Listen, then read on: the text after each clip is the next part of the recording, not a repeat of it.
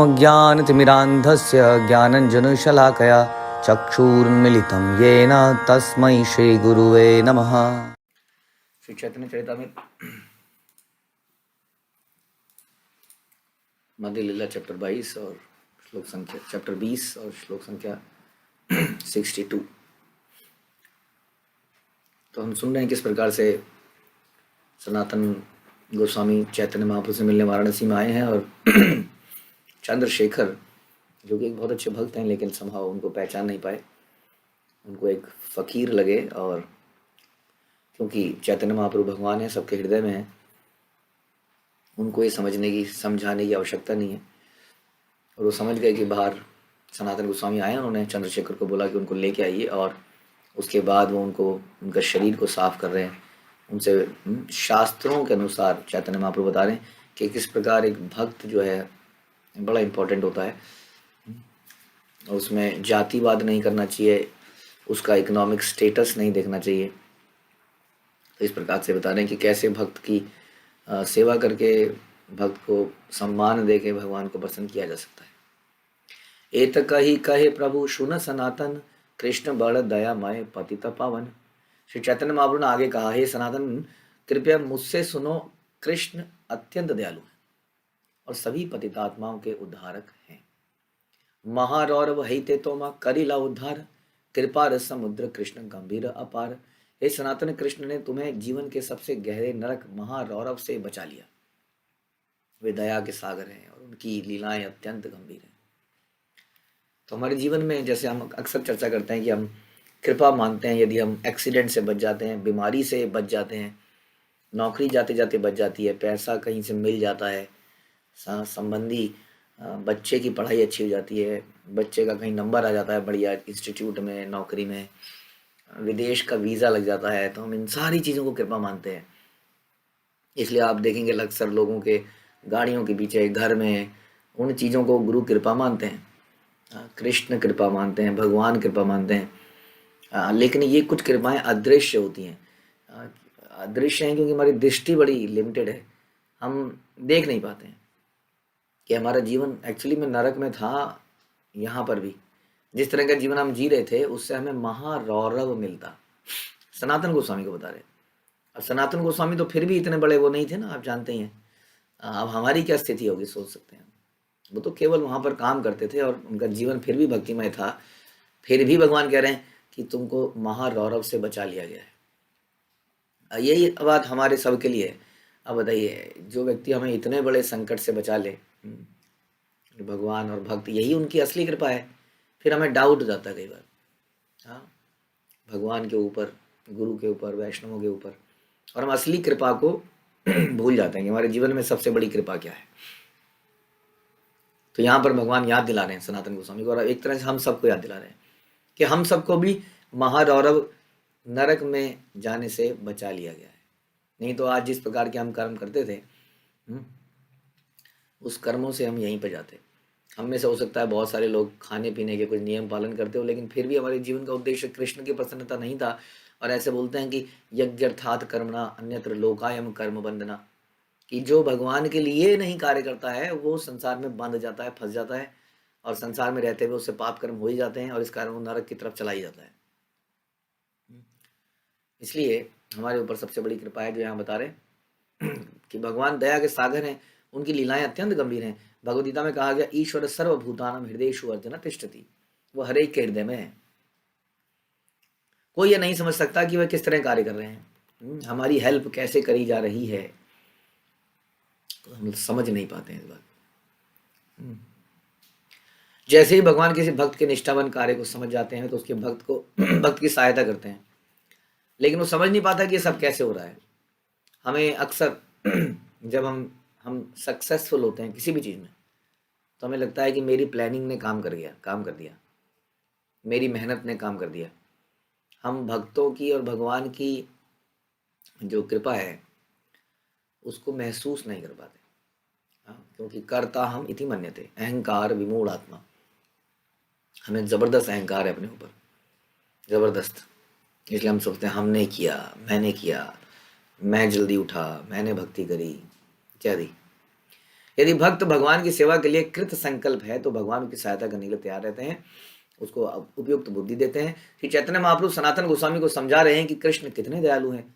सनातन गोस्वामी नवाब हुसैन के मंत्री थे, तो भौतिक प्रवृत्ति वाले लोगों, विशेषतः मांस भक्षक मुसलमानों के घनिष्ठ संपर्क में थे। अब अगर देखा जाए तो हम मांस ना भी खाते हों, लेकिन हम अपने जीवन में ऐसे बहुत सारे लोगों के साथ रहते हैं। हम ऐसी कंपनी में काम करते हैं जहाँ पे लोग, वहाँ का मालिक मांस खाता है। बताइए कैसे इसको अवॉइड करेंगे हम? नॉट पॉसिबल भाई। यस, ऐसी ही कंपनी में काम करना है जहाँ कोई मांस ना खाता हो, कोई शराब ना पीता हो, कोई सिगरेट ना पीता हो। ये कलयुग में इम्पॉसिबल लगता है। तो ऐसे लोगों के बीच में रहते थे, हम भी रहते हैं। यद्यपि वे ऐसे लोगों के घनिष्ठ संपर्क में थे, किंतु कृष्ण की कृपा से उन्हें कोई ऐसा संपर्क कभी भाता नहीं था। अतएव उन्होंने उनका साथ छोड़ दिया। श्रीवास आचार्य ने ठीक ही कहा कि तक्त्वा तूर्ण अशेष मंडलमति श्रेणीम सदा तुच्छवत। कृष्ण ने सनातन गोस्वामी को इस तरह ज्ञान लोक प्रदान किया कि वे अपनी मंत्री का उच्च पद छोड़ दें। तो हमारे जीवन में असली में जो प्रकाश लाता है, सूर्य की लोग कितनी पूजा करते हैं। क्यों करते हैं? क्योंकि सूर्य हमें रोशनी देता है जिसमें हम देख पाते हैं, हमें गर्मी देता है जिससे हमारे रोग दूर होता है। सोचिए, बेसिकली सूर्य का काम है उजाला देना। सूर्य के होते ही उजाला हो जाता है। रात भर कितना चोरी का डर रहता है ना, डकैती का डर होता है कि नहीं। रात को मत आना, इधर से मत निकलना। जितने भी चोर चक्के हैं सब रात को सक्रिय हो जाते हैं, क्योंकि सूर्य नहीं रहते। सूर्य के आते ही मामला भी एकदम बदल जाता है। तो वही सूर्य क्या है? ये प्रकाश है, ज्ञान। क्योंकि प्रकाश के होते हुए भी हम देख नहीं पाते हैं। कई बार प्रकाश तो है लेकिन हम नहीं देख पा रहे हैं। हमने अपने आप को एक कमरे में बंद कर रखा है माना।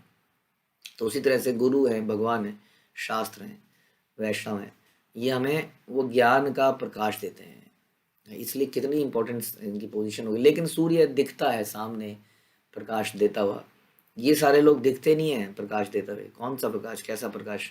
अब वहाँ में इनएबिलिटी लिखती है कि यदि सूर्य नहीं है तो अंधकार है, दिखता है साफ साफ, चले गए अंधकार, आ गया उजाला। लेकिन इतना प्रत्यक्ष रूप से गुरु साधु शास्त्र का प्रभाव दिखता नहीं है, इसका प्रभाव ग्रेजुअली दिखता है। इसलिए हमें लगने लगता है कि ये मेरा किया धरा है। तो यही है कि सनातन अपने भौतिक पद को तुच्छ समझ गए, साधु बनने के लिए प्रस्तुत थे। भगवान के द्वारा ज्ञान दिए जाने पर सनातन गोस्वामी ने वो संग छोड़ दिया। सनातन गोस्वामी के कार्यों को समझकर ही श्री चैतन्य महाप्रभु ने उनके कर्म की प्रशंसा करी और कृष्ण को उनके ऊपर कृपा करने के लिए धन्यवाद दिया। सनातन कहे कृष्ण आमी नहीं जानी, अमर उद्धार हेतु तुम्हारे कृपा मानी। सनातन ने भी क्या उत्तर दिया? मैं कृष्ण को नहीं जानता, जहां तक मेरा सवाल है मैं तो आपके एकमात्र आपकी कृपा से बंदी गृह से मुक्त किया जा सका हूं। इसका मतलब ये नहीं हमें बोल देना कि हम कृष्ण को नहीं जानते, हम तो आपको जानते हैं। इसका मतलब एक तरह से आप ये भी ले सकते हैं कि चैतन्य महाप्रभु और कृष्ण में कोई अंतर नहीं है। सनातन गोस्वामी ने भी एक बात तरह से वही बोल दिया जो बात रूप गोस्वामी ने बोली। इसलिए चैतन्य महाप्रभु कृष्ण से भी अधिक दयालु हैं। नमो महावदान्याय कृष्ण प्रेम बताए थे। और नित्यानंद प्रभु चैतन्य महाप्रभु से भी अधिक दयालु। तो ये होड़ लग रही है भगवान में, कौन सा अवतार कितना ज़्यादा दयालु होगा, क्योंकि लोगों की कंडीशन बहुत गिर गई है, इसलिए दयालु होने की आवश्यकता बन गई है। तो भगवान इतने दयालु हैं, इसलिए वो कह रहे हैं मैं कृष्ण को नहीं जानता लेकिन आपको जानता हूँ, आप ही ने मुझे मुक्त कराया है। खेमा ने छुटीला बलि प्रभु प्रश्न कैला, आद्यो पांत सब कथा ते हो सुनाईला। जब श्री चैतन्य महाप्रभु ने सनातन गोस्वामी से पूछा तुम बंदी गृह से किस तरह छूटे, अतः सनातन ने आदि से लेकर अंत तक सारी कथा सुनाई। जो भगवान सनातन गोस्वामी के बाहर बैठने से अंदर उन्हें पता चल गया कि सनातन बाहर बैठे हैं, क्या उन्हें पता नहीं चलेगा कि वो बंदी गृह से कैसे छूटे? लेकिन जैसे कृष्ण की कथा दिव्य है, वैसे ऐसे भक्तों की कथा दिव्य है। सनातन गोस्वामी कैसे कैसे छूटे, जो कि अभी अभी हमने पिछले प्रवचनों में सुना। कैसे सनातन गोस्वामी उस जेलर को कुछ लक्ष्मी देके, कुछ स्वर्ण मुद्राएं देके छूटे, और किस प्रकार से वो उनके साथ ईशान गया और वहाँ पर जमींदार के चक्कर में फंस गए। वहाँ पे मुद्राएं दी, जंगल के रास्ते से आए, पहाड़ी पार करी, बीच में अपने बहनोई से मिले, उसके बाद फाइनली भगवान पे पहुंचे। तो कैसे कैसे सब सुना दिया। प्रभु कहे तुम्हारे दुई भाई प्रयागे मिलीला, रूप अनुपम दुहे वृंदावन गईला। चैतन्य महाप्रभु ने कहा मैं तुम्हारे दो भाइयों रूप और अनुपम से प्रयाग में मिला, अब वे वृंदावन चले गए। तो बता दिया कि वो कहाँ पर है, आगे आपकी डेस्टिनेशन क्या है। तपन मिश्रेर आर चंद्रशेखर रे रे रे रे प्रभु आज्ञाए सनातन मिलीला दोहारे। श्री चैतन्य महाप्रभु के आदेश से सनातन गोस्वामी तपन मिश्र और चंद्रशेखर दोनों से मिले। अभी तक ये लोग हैरान ही थे, ये कौन व्यक्ति है, तो फकीर लगता है, मलेच्छ लगता है। अब जब चैतन्य महाप्रभु से वार्तालाप करी और उनकी सारी कहानी सुनी, तब इन लोगों को भी रियलाइजेशन हो रही है। तपन मिश्रे तबे तारे कैला निमंत्रण प्रभु कहे क्षोर कराहे यहाँ सनातन। तब तपन मिश्र ने सनातन गोस्वामी को निमंत्रण दिया। तो तपन मिश्र भी समझ गए कि भगवान के भक्त, भगवान को प्रसन्न करना है तो भक्तों को प्रसन्न कर लिया जाए, आसान हो जाता है। जैसे संतान को प्रसन्न कर लिया जाए तो माँ बाप को प्रसन्न करना आसान हो जाता है। नेचुरल रूप में लव एंड अफेक्शन है, भगवान का भक्तों से बड़ा प्रेम है। सनातन गोस्वामी भगवान के बड़े प्रेमी भक्त हैं, भगवान को बहुत प्रेम है उनसे, इसलिए सनातन गोस्वामी को निमंत्रण दे डाला तुरंत तपन मिश्र ने। और चैतन्य महाप्रभु ने सनातन से कहा कि वे अपने बाल कटवा लें। हमारी संप्रदाय में बाल कटाना बड़ा जरूरी है। श्रील प्रभुपाद इस पर सख्त थे काफ़ी, खासतौर पर ब्रह्मचारियों के लिए, कि उनको आई थिंक 2 या 3 दिन में एक बार शेव करना ही चाहिए, हेड शेव। गृहस्थों को कोई छूट नहीं है लटाएं बनाने का, लेकिन यदि कोई गृहस्थ आपको बड़े बालों में दिखता है तो उसके लिए गलत नहीं सोचना चाहिए। कोई भी कारण हो सकता है, वी नेवर नो। कोई ब्रह्मचारी के बाल भी बड़े हो सकते हैं, हमें क्या पता उसके सर में एलर्जी है, कोई फोड़े निकले हुए हैं। लेकिन जनरल प्रिंसिपल ये है कि हम बालों को छोटा रखें। चंद्रशेखर रे प्रभु कहे बोलाया एश वेश दूर कर यहाँ इहारे लैया। इसके बाद श्री चैतन्य महाप्रभु ने चंद्रशेखर को बुलाकर उनसे कहा सनातन गोस्वामी को अपने साथ ले जाएं। उन्होंने उनसे यह भी कहा कि सनातन की वेशभूषा भी उतार दें। हाँ, ये जो वेशभूषा है, सनातन गोस्वामी एक महान भक्त हैं, लेकिन छुपे हुए हैं इस तरह के वस्त्रों में, इस तरह के वेशभूषा में। अब इनका समाज के सामने आना बड़ा अनिवार्य है, ये पूरे संसार का उद्धार करने वाले हैं, इसलिए इनकी वेशभूषा बदली जाना आवश्यक है। और वास्तव में वेशभूषा से ऐसा नहीं है कि हम जिसकी वेशभूषा धोती कुर्ता नहीं है वो भक्त नहीं है, क्या पता वो बहुत हमसे भी बड़ा भक्त हो। लेकिन जब हम प्रचार कार्य करें तो एक ज़रूरी चीज़ हो जाती है कि कैसे हम ड्रेस करें, ड्रेसअप कैसे हुए, बड़ा सिंपल और साफ हमारे कपड़े हों, ऐसा बताया जाता है। तो इसलिए उनसे कहा जा रहा है कि सनातन गोस्वामी को यह वेशभूषा, इसकी ये वाली वेशभूषा उतार दीजिए जिसमें ये फकीर लगते हैं, मलेच्छ लगते हैं। भद्र कराइया तारे गंगा स्नान कराइला शेखर अनिया तारे नूतन वस्त्र दिला। और चंद्रशेखर ने सनातन गोस्वामी को भद्र पुरुष की तरह बना दिया, एकदम सब बाल वाल जो भी दाढ़ी बढ़ी हुई थी सब काट कूट के गंगा स्नान कराया और बाद में उन्हें नए कपड़े दे दिए। किसने कहा था देने को? चैतन्य महाप्रभु ने कहा था। तो जब भगवान ने ही कहा था तो लेना चाहिए कि नहीं? तो ले लिए।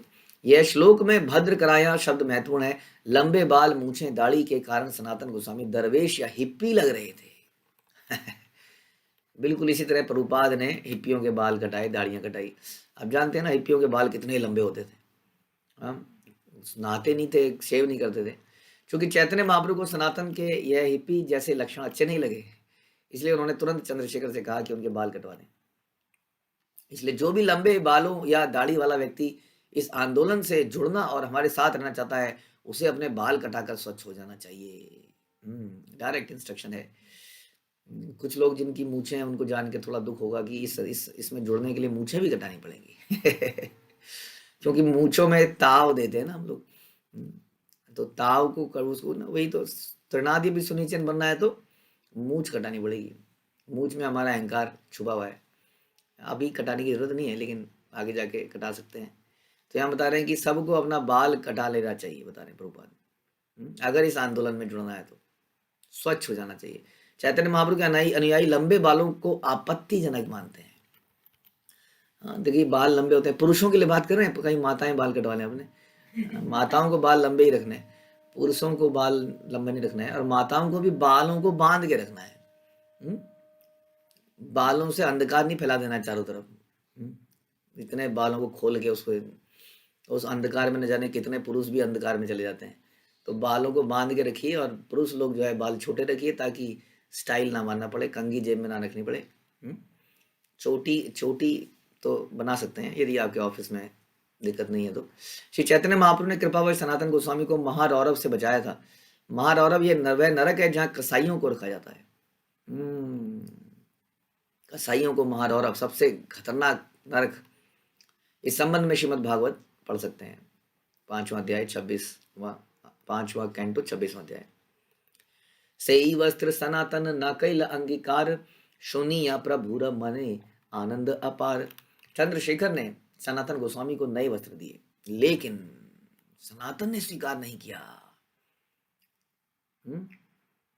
बता रहे हैं कि चैतन्य महाप्रभु ने ये सुना तो उन्हें बड़ा आनंद आया। अब अजीब सी बात है, सनातन गोस्वामी चैतन्य महाप्रभु ने जब ये सुना कि सनातन ने कपड़े नहीं लिए, इस तरह से उन्होंने तो अवज्ञा कर दी, तो उन्हें बड़ा आनंद हुआ। क्यों आनंद हुआ फिर? क्योंकि उन्होंने नए कपड़े लेने से मना किया। मध्यान्ह करी या प्रभु गेला भिक्षा करी बारे, सनातने लैया गेला तपन मिश्र घरे। दोपहर में स्नान करने के बाद चैतन्य महाप्रभु तपन मिश्र के घर भोजन करने गए। दोपहर में स्नान करने के बाद तपन मिश्रा के घर में चैतन्य महाप्रभु गए। वे अपने साथ सनातन गोस्वामी को लेते गए। पाद तो अगर ये आगे ये थोड़ा सा आएगा, लेकिन अभी हम बता दें आपको कि सनातन गोस्वामी अपने आप को बहुत ही निम्न समझते थे और नए कपड़ों के लायक नहीं समझते थे। उन्हें लगता था कि वैष्णवों का उतरा हुआ मिला उच्छिष्ट मिले तो ज़्यादा अच्छा है, क्योंकि आगे जाके उन्हें अब क्या करना है, उन्हें भिक्षाटन करना है, भिक्षा मांगने जाना है। तो it is not very favourable कि एक तरफ हम भिक्षा मांग रहे हैं और दूसरी तरफ हमारे पास बहुत ऑपुलेंट वस्तु हैं। तो थोड़ा सा लगता है सामने वाले को कि भिक्षा मांग कर ये अपने ऊपर खर्च कर रहा है। तो इस प्रकार से, तो इसलिए उन्होंने नए कपड़े नहीं लिए। पाद प्रक्षालन करी भिक्षा ते वसीला, सनातन भिक्षा देहे मिश्र कहिला। अपने पांव धोने के बाद श्री चैतन्य महाप्रभु भोजन करने बैठ गए। उन्होंने तपन मिश्र से कहा कि सनातन गोस्वामी को भी भोजन प्रदान करे। मिश्र कहे, सनातनेर किछु कृत्य आछे, तुम्ही भिक्षा कर प्रसादे तारे दिब पीछ पाछे। तब तपन मिश्र ने कहा, सनातन को अभी कुछ कार्य करने हैं, अतः वे अभी भोजन नहीं कर सकते। तपन मिश्र ने कहा वास्तव में साथ साथ खाएंगे तो उच्छिष्ट नहीं मिलेगा, बाद में खाएंगे सर्वेंट सेवक की तरह तो भगवान का उच्छिष्ट मिलेगा। तो बोला अभी उन्हें कुछ काम है, भोजन नहीं कर सकते। भोजन समाप्त होने पर मैं सनातन को शेष प्रसाद दूंगा। तपन मिश्र ने कहा, भिक्षा करी महाप्रभु विश्राम करिला, मिश्र प्रभु रस शेष पात्र सनातन ने दिला। भोजन करने के बाद श्री चैतन्य महाप्रभु ने थोड़ा आराम किया। तपन मिश्र ने चैतन्य महाप्रभु द्वारा छोड़ा हुआ भोजन सनातन गोस्वामी को दिया। एक होड़ मचाएंगे ना, होड़ मचाने में कई बार मिल तो जाती हैं चीज़ें, लेकिन प्रसाद या कृपा नहीं मिलती है। कृपा के लिए हमें इंतज़ार करना पड़ता है, वेट करना पड़ता है, सर्व करना पड़ता है, तो हमें बाद में कृपा मिलती है। यदि भोगने की होड़ लगाएंगे पहले में, तो कई बार वो कृपा नहीं मिलती है किसी भी चीज़ में, ना केवल प्रसाद पाने में, किसी भी चीज़ में। अगर हम आगे बढ़ते हैं, भागते हैं और उस प्रोसेस में कईयों को कुचल देते हैं सबको कुचल के हम आगे तो पहुंच गए, लेकिन वास्तव में वो कृपा नहीं मिलती जो कि अभी यहाँ सनातन गोस्वामी को मिली। मिश्र सनातन ने दिला नूतन वसन, वस्त्र नाही नीला तेहु कैला निवेदन। जब तपन मिश्रा ने सनातन को नए वस्त्र दिए तो उन्होंने उसे भी नहीं लिया। अब क्या बोले, मोर वस्त्र दीते यदि तोमार हाय मन, निज परिधान एक देह पुरातन। यदि आप मुझे कोई वस्त्र देना ही चाहते हैं तो कृपया मुझे अपना पहना हुआ कोई पुराना वस्त्र दे दें। तबे मिश्र पुरातन एक धुति दिला, तेहु दुई बहिर्वास कॉपी न करिला। जब तपन मिश्र ने सनातन को एक पुरानी धोती दी तो सनातन ने उसे फाड़ कर 2 अंगोछे और एक कॉपिन बना लिया। अंगोछे मतलब जैसे तौलिया जैसा होता है ना, इस टाइप की चीज़, और 2 कॉपिन लंगोट जैसी चीज़, उनको बना लिया। तो एक ही धोती से सारा काम हो गया उनका। महाराष्ट्रीय द्विजय प्रभु मिलाइल सनातने, सेई विप्र तारे कैला महानिमंत्रण। जब चैतन्य महाप्रभु ने महाराष्ट्रीय ब्राह्मण को सनातन से परिचय कराया तो उस ब्राह्मण ने तुरंत ही सनातन गोस्वामी को पूर्ण भोजन का निमंत्रण दे दिया। अब तो ये वैसे ही महान वैष्णव दिख ही रहे हैं, इनके अंदर का तेज तो दिख ही रहा है। सनातन तुम्ही यावत काशी ते रहिबा, यावतावत हमारे घरे भिक्षाए करीबा। उस ब्राह्मण ने कहा, हे प्रिय सनातन, तुम जब तक काशी में रहो तब तक मेरे ही घर पर भोजन करो। भोजन का पक्का व्यवस्था हो गई। हम्म? सनातन गोस्वामी जो है, षड गोस्वामी क्या है, ये पूर्ण रूपेण सन्यासी से भी ऊपर हैं। परिव्रजकाचार्य, परमहंस, ये सभी कुछ है एक तरह से। तो ये लोग जो है किसी भी वस्तु के लिए किसी पर भी निर्भर नहीं रहना चाहते हैं। हाँ, भोजन के लिए, कपड़ों के लिए, किसी भी चीज़ के लिए ये अपने आप को इस तरह से रखते हैं कि टोटली भगवान की शेल्टर में हम रहें। इसीलिए हम सुनते हैं कि ये लोग कभी भी घर नहीं बनाए या एक जगह पे नहीं रहे, ये अलग अलग जगह जगह बदल बदल के रहा करते थे, ब्रज में ही बाद में। और इनकी इसलिए ब्रज में कई जगह भजन स्थलियाँ देखेंगे आप, कई जगह पर इनकी भजन स्थलियाँ हैं। तो सनातन गोस्वामी ने क्या कहा, सनातन कहे आमी मधुकारी करीब, ब्राह्मण घरे कहीं ना एकत्र भिक्षा लब। सनातन ने कहा कि मैं मधुकरी करके जीवन बिताऊंगा, मधुकरी की विधि अपनाऊंगा, जिस प्रकार मधुमक्खी एक ही फूल पे डिपेंडेंट नहीं रहती है, वो अलग अलग फूलों से अपना जो है वो लेती रहती है शहद। तो मैं उसी तरह से सन्यासी भी किसी एक जगह पर डिपेंड नहीं रहता है, क्योंकि क्या होता है फिर उसकी एक्सपेक्टेशन बन जाती है उस घर से, और उसकी डिपेंडेंसी भगवान पे ना रह के घर पे हो जाती है। तो यहाँ बताया जाता है कि वो बिल्कुल बिना किसी एक्सपेक्टेशन के भ्रमण करे, और जहाँ से उसको जो मिल जाए उसको ले ले। अगर एक ही जगह पे जाऊँगा तो मेरे को भी कॉन्फिडेंस आ गया, मेरा खाना तो है वहाँ पे बनाया ही होगा। हाँ, तो इस डिपेंडेंसी को भी ख़त्म करना हो, तो इसलिए इन लोगों का हम अनुकरण नहीं कर सकते वास्तव में, लेकिन इनकी शिक्षाओं को तो मान ही सकते हैं जो ये बताते हैं। मैं किसी ब्राह्मण के घर में पूरा भोजन क्यों स्वीकार करूं, ऐसा उन्होंने बोला। मधुकरी शब्द मधुकर से बना है, जो फूलों से मधु एकत्र करने वाली मधुमक्खी का द्योतक है। माधुकरी वह साधु है जो किसी एक घर में पूरा भोजन भोजन ग्रहण करने के बदले द्वार द्वार जाकर हर घर से थोड़ा थोड़ा एकत्र करता है। इसलिए वो क्या करता है, हर घर में जाता है तो हर घर में अप्रोच कर पाता है। हाँ, इसलिए जैसे हम लोग कहते हैं कि जब हम लोग भगवान के लिए दान मांगते हैं तो हम अलग अलग घरों में जाके मांगते हैं। कोई 10 रुपये देता है, कोई 1 रुपया देता है, कोई नहीं देता है, कोई 100 रुपये भी देता है, कोई ज़्यादा भी देता है। इस तरह से अधिक लोगों को हम भी जोड़ते हैं। उसमें क्या है कि जब आप इतने सारे लोगों के पास जाते हैं तो एक मौका मिलता है, कि अपॉर्चुनिटी मिलती है कि हम उनसे बात कर पाएँ कृष्ण भावनामृत के बारे में। और इस तरह हमने देखा कई लोग जुड़ जाते हैं, कई लोग जुड़े हैं इतिहास में हमारे से इस तरीके से। इस तरह में आवश्यकता से अधिक धन नहीं खाता और ना ही ग्रस्तों को वृथा तंग करता है। कि मेरे लिए अब तुम्हें बनाना है, तो उनके ऊपर भी बर्डन नहीं आता, हर कोई अपने घर से थोड़ा सा एक्स्ट्रा दे ही देता है, इस तरह से उनका काम चल जाता है। संन्यास आश्रम में व्यक्ति मांग तो सकता है किंतु पका नहीं सकता। सन्यासी को चूल्हा जलाना अलाउड नहीं है। सन्यासी हमेशा डिपेंड करेगा अपनी इन चीज़ों के लिए, ऐसा प्रावधान है। उसका भिक्षाटन ग्रस्तों के लिए बोझ नहीं बनना चाहिए। ऐसा नहीं हो कि सन्यासी ऐसे बन गए, अब ग्रस्त मरे पड़े हैं वहाँ पर, बनाए जा रहे हैं, कुछ करे जा रहे हैं। स्वेच्छा से भक्त लोग बहुत कुछ करते हैं। तो जिन्होंने परमहंस अवस्था प्राप्त कर ली है, उन्हें यहाँ बता रहे माधुकरी का विधि का पालन विशेष रूप से बाबा जी लोगों को दृढ़ता से करना चाहिए। तो सन्यासी के ऊपर भी एक स्थिति होती है बाबा जी, जैसे हम सुनते हैं जगन्नाथ दास बाबा जी हमारी गुरु परंपरा में। तो ये जो बाबा जी पोजीशन है उसमें, परमहंस पोजीशन है उसमें, इसको दृढ़ता से करना चाहिए। ये जो अभी सुन रहे हैं, वृंदावन में आज भी ये प्रथा है, प्रचलित है, अनेक स्थान है जहाँ भिक्षा दी जाती है। दुर्भाग्यवश वृंदावन में ऐसे अनेक भिखारी आ गए जो भिक्षा तो मांगते हैं लेकिन सनातन गोस्वामी के नियमों का पालन नहीं करते। ये भिक्षा का जो प्रोसेस था वास्तव में, घरों घरों में लोग जाते थे ना, हमने अपने बचपन में देखा कई साधु लोग आते रहते थे, केसरी वस्तु पहने होते थे, साधु तो नहीं कह सकते एग्जैक्टली। तो वो लोग सब घरों में जाते, तो पहले के लोग देते थे, धीरे धीरे सबको समझ में आ गया ये सब ढोंगी हैं, वहाँ पे जाता है शराब पीता है, ये करता है, साधु के वस्त्र पहन के घूमता है। इसलिए भी बहुत सारे लोगों का साधु से विश्वास उठ गया। लेकिन पहले ऐसा था कि साधु लोग अपना भजन प्रचार करते थे, आपके घर में बैठेंगे तो 2 भजन कर देंगे, 2 कथा सुना देंगे, कुछ ज्ञान की बात करेंगे, फिर दूसरे घर में जाएंगे, कुछ कुछ ऐसा करेंगे। लेकिन आजकल ऐसा बिल्कुल नहीं है, ये लोग केवल अपने धन के लिए, कुछ खाने के लिए घूमते हैं। और भिखारियों ने, निम्न कोटि के लोगों ने, जो भगवान को जानते नहीं है, ना मानते हैं, ना चाहते हैं करना, वो लोग साधु के कपड़े पहन लेते हैं, दाढ़ी बना लेते हैं, बढ़ा लेते हैं, तो हमें कईयों को लगता है ये साधु पुरुष हैं। तो यहाँ बता रहे हैं कि वृंदावन में ऐसे बहुत सारे आ गए लोग दुरुपयोग करना है इसका।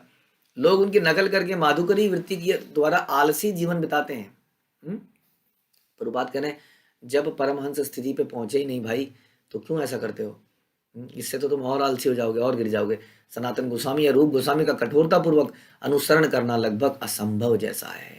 इसलिए श्रील प्रभुपाद ने बड़े सख्त नियम बनाए। इवन ब्रह्मचारी के लिए ऐसा बताया जाता है कि ब्रह्मचारी को भी 8-10 घंटे दिन में काम करना है। ये नहीं है कि ब्रह्मचारी आश्रम इसलिए है कि आए और दान के पैसे से खाए पिए और सोए रहे। और उसी तरह गृहस्थ भी ये ना सोचे कि उसका धन जो है उसका धन है, उसको एंजॉय करे। तो दोनों के लिए मेहनत करना भगवान के लिए बड़ा अनिवार्य है। इससे तो अच्छा होगा कि मंदिर में कृष्ण को अर्पित किए जाने वाला भोजन स्वीकार कर लिया जाए जगह जगह जाके। सनातन गोस्वामी और रूप गोस्वामी की नकल करने का प्रयास न किया जाए। इसलिए प्रभुपाद ने ये सिस्टम बनाया कि ब्रह्मचारी हैं, सन्यासी हैं, लेकिन मंदिर के अंदर उनका प्रसाद होता है, प्रसाद की व्यवस्था है। लेकिन आप प्रचार करने के लिए फिर भी जाओ, घर घर में जाओ, जगह जगह में जाओ। ऐसा सिस्टम उन्होंने बनाया। जो व्यक्ति नियमित रूप से भोजन, निद्रा, कार्य, आमोद प्रमोद करता है, नियमित रूप से डिसिप्लिन, युक्त आहारस्य विहारस्य, युक्त चेष्टस्य कर्मसु, युक्त स्वप्नोपबोधस्य योगो भवति दुख। दुख समाप्त हो जाता है किस व्यक्ति का? जो डिसिप्लिन है, नियंत्रित है, रूटीन से भोजन, निद्रा, आदान प्रदान करता है। आदर्श सन्यासी गोस्वामियों द्वारा निर्धारित विधियों का कठोरता से पालन करता है। सनातनेर वैराग्य प्रभु आनंद अपार, भोट कम बल पाने प्रभु चाहे बारे बार। सनातन गोस्वामी को सन्यास के सिद्धांतों को दृढ़ता से पालन करते हुए देखकर चैतन्य महाप्रभु को बड़ा आनंद हुआ कि किस प्रकार से ये नए वस्त्र भी नहीं ले रहा है, किस प्रकार से ये एक जगह पर भोजन, डेली का भोजन भी एक्सेप्ट नहीं कर रहा है। लेकिन चैतन्य महाप्रभु रुक रुक के उसकी तरफ देखते थे, सनातन गोस्वामी की तरफ ध्यान से। समझ नहीं आता था क्या देख रहे हैं। सनातन गोस्वामी को एकदम से एक टक कुछ सेकंड के लिए उनकी नजर रुकती थी सनातन गोस्वामी के ऊपर, और सनातन गोस्वामी इसको समझ गए कि वो क्या देख रहे हैं। चैतन्य महाप्रभु देख रहे थे उनके ऊपर ऊनी कंबल, जो कि उनके बहनोई ने दिया था। याद रखिए, उन्होंने एक फटा पुराना कंबल पहन रखा था, लेकिन बहनोई ने जबरदस्ती एक अच्छा कंबल दे दिया था। अब सनातन गोस्वामी ने इसे ओढ़ रखा था। अब चैतन्य महाप्रभु उस चीज को देख के थोड़ा प्रसन्न नहीं थे कि जब तुम इतना त्याग रहे हो तो इस कंबल को क्यों लटका रखा है।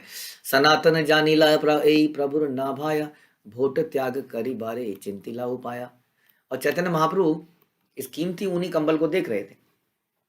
सनातन गोस्वामी क्योंकि अच्छे भक्त थे, शुद्ध भक्त थे, शुद्धतम भक्त थे, इसलिए शुद्ध भक्त इशारे में समझ जाता है कि भगवान और गुरु क्या चाहते हैं। उसको प्रताड़ना नहीं देनी पड़ती, ऐसा करना पड़ेगा, बल्कि ऐसा तो करते ही नहीं है। उनको इशारे में समझ में आ जाता है कि हाँ, इनकी इच्छा ये है तो मैं क्यों ना ऐसा कर लूं। तो केवल देखने से, सनातन गोस्वामी को बोला नहीं चैतन्य महाप्रभु ने कुछ, केवल उन्होंने 1-2 बार देखा तो सनातन गोस्वामी तुरंत समझ गए कि मैं गलती कर रहा हूँ। ऐसा बनने का प्रयास हम सबको करना चाहिए। अतः सनातन गोस्वामी समझ गए कि महाप्रभु को पसंद नहीं आ रहा है और वे इसे त्यागने के उपाय पर विचार करने लगे। एक्सीलेंट डिवोटी, जो भगवान की या गुरु की इच्छा को समझ के कार्य कर दे, और सेकंड लेवल का डिवोटी जो उनकी इंस्ट्रक्शन सुन के उस पर काम कर ले। तीसरे लेवल का व्यक्ति जो रिमाइंड करने पे कर ले, और चौथे लेवल का व्यक्ति जिसको बार बार एक चीज रिमाइंड करनी पड़े, भूल गया प्रभु जी, भूल गया प्रभु जी, ये तो नहीं हो पाया, ये आज भी भूल गया। तो हमें पहले नंबर का बनना होगा। एत चिंती गेला गंगाए मध्यान्ह करीते, एक गौड़ी या कांथा धुआं दिया छे शुकाई थे। या सोचते हुए सनातन स्नान करने गंगा नदी के किनारे में चले गए। वहां उन्होंने देखा कि एक बंगाल के एक साधु ने अपनी गुदड़ी धोकर सुखाने के लिए फैला रखी है। गुदड़ी ना, तो फटे पुराने कपड़ों से कुछ बना लेते हैं इस प्रकार, उसको धोकर सुखा रखा है गंगा नदी के किनारे पर। तो इन्होंने क्या कहा, तारे कहे और भाई करो उपकार, एक भोट लैया एही कांथा देह मोरे। तब सनातन गोस्वामी ने उस बंगाली साधु से कहा, अरे भाई, मुझ पर एक उपकार कर दो, ये ऊनी कंबल मेरे से ले लो और अपनी गुदड़ी मुझे दे दो। अब हमसे कोई ऐसा कहे तो हाँ, कोई चक्कर है, जरूर कहीं से चोरी करके लाया है। डाउट हो जाता है ना कि इतना अच्छा चीज दे रहा है और बदले में मेरे से अपनी पुरानी चीज मांग रहा है, कहीं मेरी चीज कोई ऐतिहासिक चीज तो नहीं मेरे हाथ में लग गई है जिसकी आगे वैल्यू बढ़ने वाली है। तो भक्त लोग कभी हमारे जीवन में हमारा मदद करते हैं, आपने देखा होगा, आपने भी महसूस किया होगा। हमें लगता है इतना इतना क्यों कर रहा है, कुछ गड़बड़ है, जरूर पैसे मांगेगा थोड़े दिनों में। मंदिर बन रहा है यहाँ पर, मंदिर के लिए पैसा मांगेगा। थोड़ा दूर दूर रहूं, पैसा ना लूट ले मेरा। तो हमें डाउट होने लगता है कई बार, क्योंकि भक्त को ये ट्रेनिंग ही दी जाती है, वैष्णव सेवा, जीवेर दया, तो करता ही है। जो कई सालों तक जुड़ा होगा उसको समझ में आ गया होगा, नहीं नहीं ये तो इनका नेचर ही है, ये तो ऐसे ही करेंगे। जो नया व्यक्ति होता है कि इतना क्यों कर रहे हैं, इतना कॉल कर रहे हैं, आ जाओ, इतना प्यार से बोल रहे हैं, कोई गड़बड़ तो नहीं है। तो ऐसा लगता है आम आदमी को, इट्स ओके, लगता भी है। तो थोड़े समय बाद उसको रियलाइज होता है कि नहीं, this is the nature of Vaishnava. तो उन्होंने कहा एक ऊनी कंबल मेरे से ले लो और गुदड़ी दे दो। सही कहे रहस्य करी कर प्रमाणिक कहिया, बहुमूल्य भोट दीबा के न कांथा लैया। साधु ने बोला, हे महाशय, आप तो सम्मानित भद्र व्यक्ति हैं, मजाक कर रहे हो मेरे से? हाँ, मुझे दिखा रहे हो, जता रहे हो कि मेरे पास फटी गुदड़ी है, यही शोभा देता है आपको? मेरी फटी गुदड़ी से आप अपना कीमती कंबल क्यों बदलना चाहेंगे? डाउट आ गया। तो भक्त जो है ऐसा नहीं बोलता, वाह वाह, भाड़ में जाओ, एक तो मेहनत, एक तो सेवा करो और जूते खाओ। कहते हैं नेकी करो और जूते खा ले, मैं करता ही नहीं हूँ। भक्त ऐसा कभी नहीं करता। याद रखिए वो कहानी जो हम सुनते हैं कि किस प्रकार एक बिच्छू, बिच्छू केकड़ा आई बिलीव, पानी में गिर रहा है और साधु उसको बचा रहा है, और वो उसको बार बार काट दे रहा है। हाँ, और डर के वहाँ का हाथ ऐसे हो रहा है और वो पानी में गिर जा रहा है और फिर से उठा रहा है। यानी कि साधु को जीवन में कष्ट मिलते ही हैं, जैसे ईसा मसीह को मिले। शिला प्रभुपाद के जीवन में इतने कष्ट आए, जिनको शिला प्रभुपाद अपना पहला शिष्य बनाने वाले थे, हाँ, विदेश में, वही शिष्य एक दिन उन्हें मारने के लिए आया, रात को नशे में धुत। हाँ, और ऐसा लगता था आज खत्म कर देगा। प्रभुपाद अपना वहां से तुरंत निकल गए, सामान भी नहीं ले जा पाए।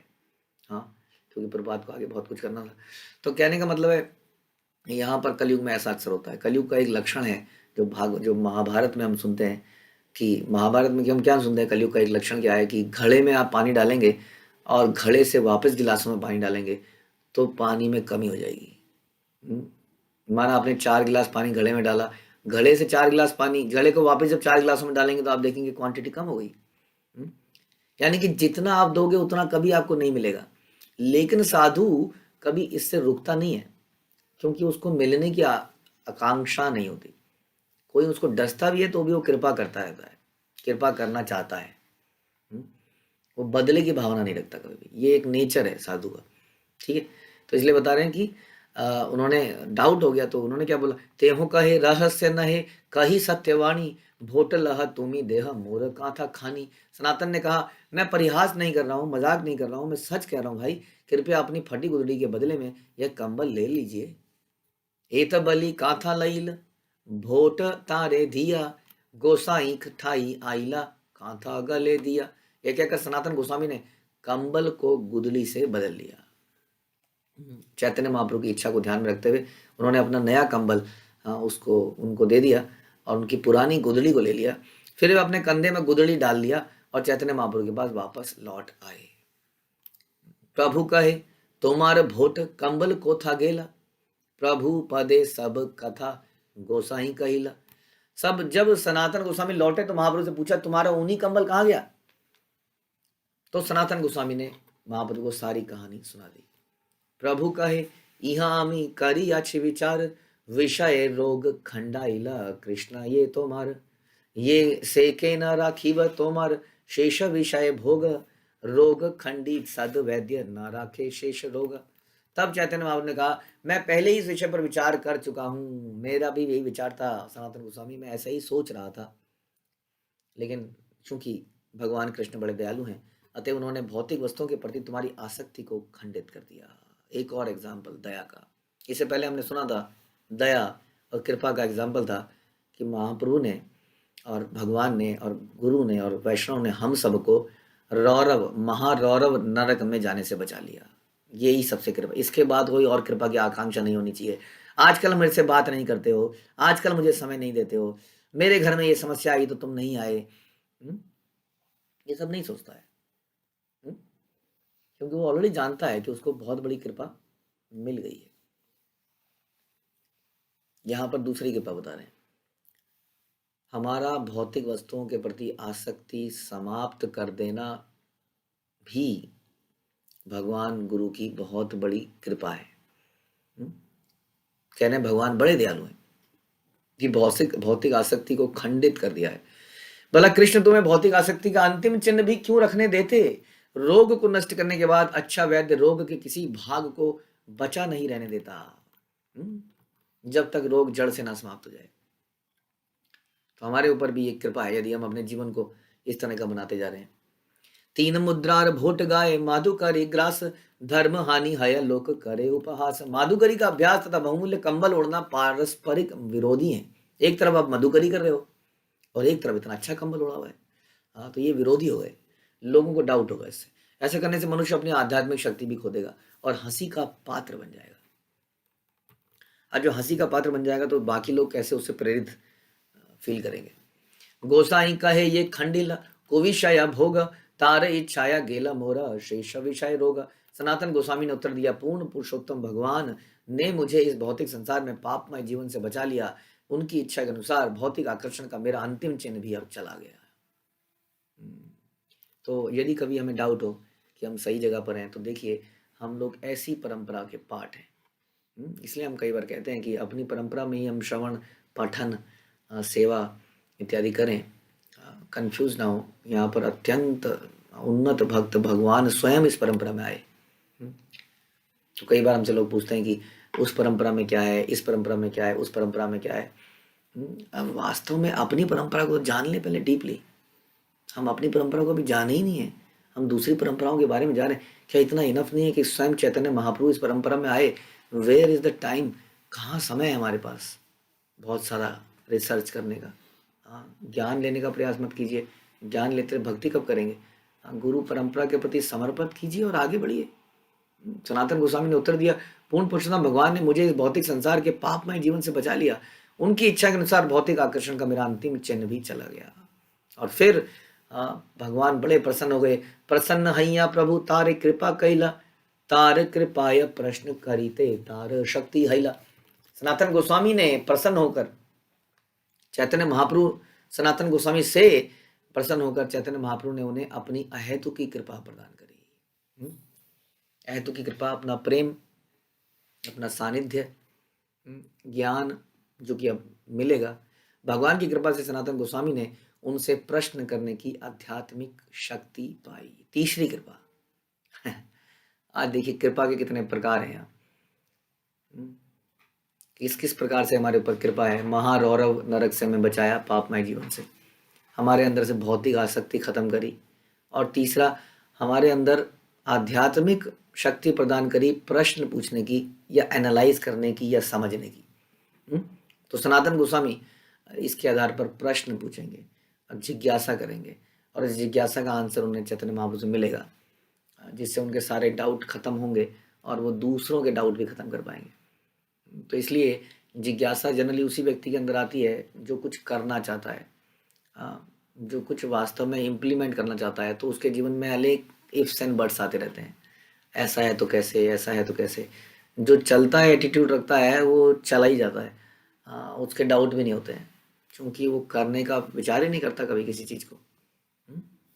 तो इसलिए हम लोगों के पास अपने अपने मार्गदर्शक हैं, गाइड्स हैं, स्पिरिचुअल फ्रेंड्स हैं, मेंटर्स हैं। उसके बाद हमारे पास गुरु हैं। ये लोग बहुत सारे संप्रदाय में हमारे बहुत सारे उन्नत वैष्णव हैं। हम प्रवचन सुनते हैं कई लोगों के, उनसे प्रश्न पूछते हैं, या दूसरों के प्रश्न सुन के उससे एनलाइटन होते हैं, या पर्सनली पूछते रहते हैं, टच में रहते हैं। तो ये प्रैक्टिकल एक वो है, प्लेटफॉर्म है। यहाँ पर केवल कथा सुनने नहीं आते हैं लोग। इसलिए हमारे जीवन में इतनी क्लोज मॉनिटरिंग है। हम लोग साधना भेजते हैं, हम क्या क्या नहीं करते हैं। बाकी समाज में आप ऐसा कहीं नहीं देखेंगे। तो इस प्रकार से ये प्रश्न पूछने की, इम्प्लीमेंट करने की आध्यात्मिक शक्ति भी हमें भगवान कृपावश देते हैं, गुरु परंपरा वैष्णव के माध्यम से। तो ये सारी कृपा के एग्जाम्पल हैं जो आज हमने सुने। ये नहीं है कि हम एक्सीडेंट से बच गए या बीमारी से बच गए, ठीक है। तो हमें भी सनातन गोस्वामी की तरह सिंप्लिसिटी को अपनाना है, क्योंकि वो हमारे अग्रणी हैं, हमारे मुख्य भक्त हैं रूप सनातन। इनके जीवन से हम ह्यूमिलिटी, सरलता सीख सकते हैं, कैसे इन्होंने भगवान के प्रति समर्पण समर्पण किया। इस अनुपात में तो हम नहीं कर पाएंगे, क्योंकि हम लोग, इसलिए बोला कि हमें अनुकरण नहीं करना है, लेकिन जैसा जैसा कम से कम प्रभुपाद ने बताया वैसा वैसा तो करना ही है, उतना तो कम से कम करना ही है, और फिर धीरे धीरे इसको बढ़ाते जाना है। ठीक है, तो कृपया जब भी हम सुने तो इसी उद्देश्य से सुने कि आज मुझे अपने जीवन में और क्या परिवर्तन लाना है। श्री प्रभुपाद की जय, श्री चैतन्य चरितामृत की जय, श्री कृष्णदास कविराज की जय।